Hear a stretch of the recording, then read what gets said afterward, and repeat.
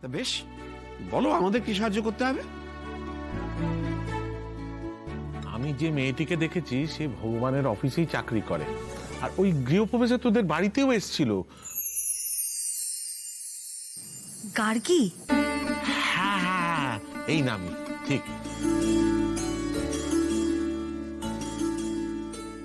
না,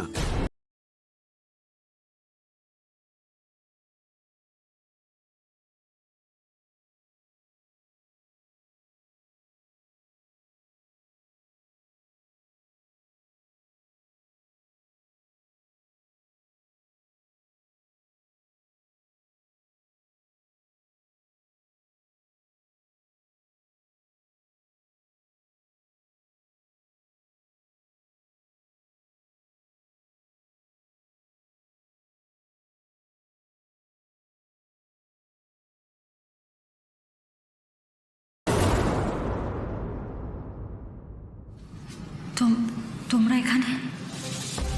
গার্গীর কি হয়েছে? ওনার হাজবেন্ড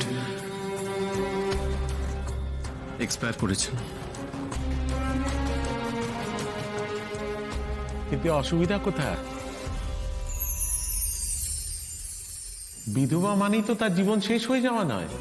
আর এটা শোনার পর তো আমি আরো বেশি করে ওকে আমার বৌমা করব। আমার ছেলের জন্য এরকম মেয়ে ঠিক।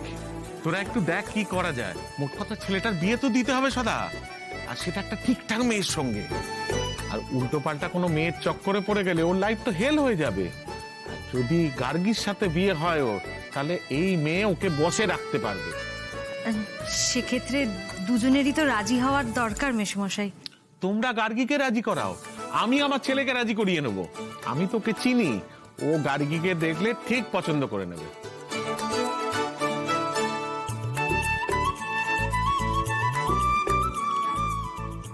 সদা, আজ আমি উঠলাম, বাকি কাজ ছাড়তে হবে।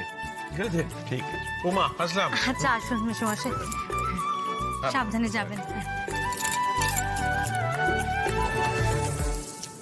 বাবা, কথাটা গার্গীকে কিভাবে বলবো বলুন তো? সেটাই তো ভাবছি বৌমা। নীলু যখন একবার ঠিক করে ফেলেছে, তখন ও আদা জল খেয়ে ঠিক লাগবে। অন্য কোনো রাস্তা খুঁজে বের করতে হবে।